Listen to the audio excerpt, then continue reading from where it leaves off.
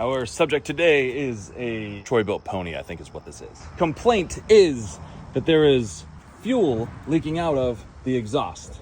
The needle for the carburetor is not seating properly. Therefore, fuel is going past it, filling up the bowl, going past the carburetor into the cylinder head, and then it is leaking out the exhaust valve here, going down into the exhaust and leaking out. I'm gonna start by taking the carburetor off. This is a Nikki carburetor. They are very finicky. They do not like harsh chemical cleaners on them, specifically on the inside. What happens is the gasket on the inside expands, and we don't want that because then whenever we put it back together, it's not gonna seat properly. We've got our ultrasonic cleaner already set up, ready to go. It's currently heating. We'll put that in there for 10 minutes, and then I just gotta get it off first, so let's go.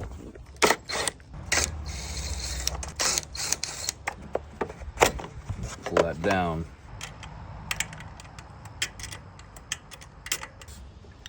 All right.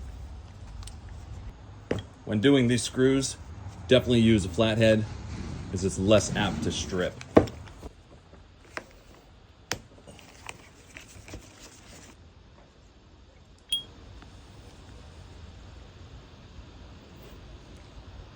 We need to take the pin out, lift the float, and check in here for debris. It's nice and clean, we can see through it. Well, honestly, I think that actually looks pretty good. I've got my heat set to 50 degrees Celsius. Great way to remember if you have no idea what Celsius is to Fahrenheit. 30 is hot, 20 is nice, 10 is cold, and 0 is ice. 50 is gonna be a little extra hot for me, which is perfect. Also, this sound is disgusting, so I'll cut the audio out for you.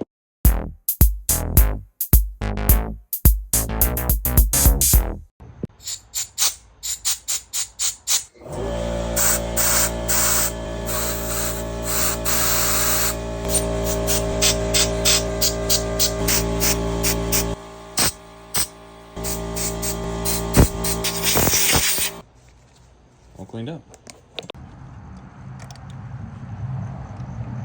We'll put the proper fuel filter on this.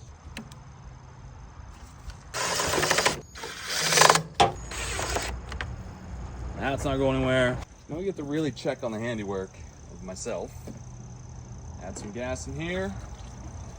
So it's been about 20 minutes. I don't see any fuel coming out of here. The other complaint is the battery is dead and it won't start. If you don't have one, Top Dawn actually makes some really great stuff. This is the JS 2000 jump starter. Wish me luck.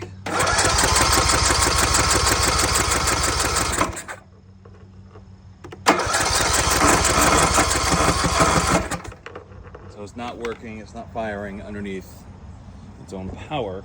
Oh yeah, plenty of spark. So because we have spark, we might not be getting actual spark from our spark plug.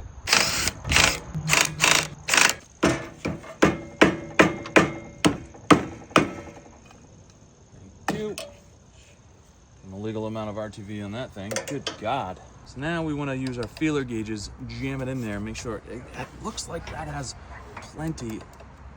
There's not too much slack. It's within spec.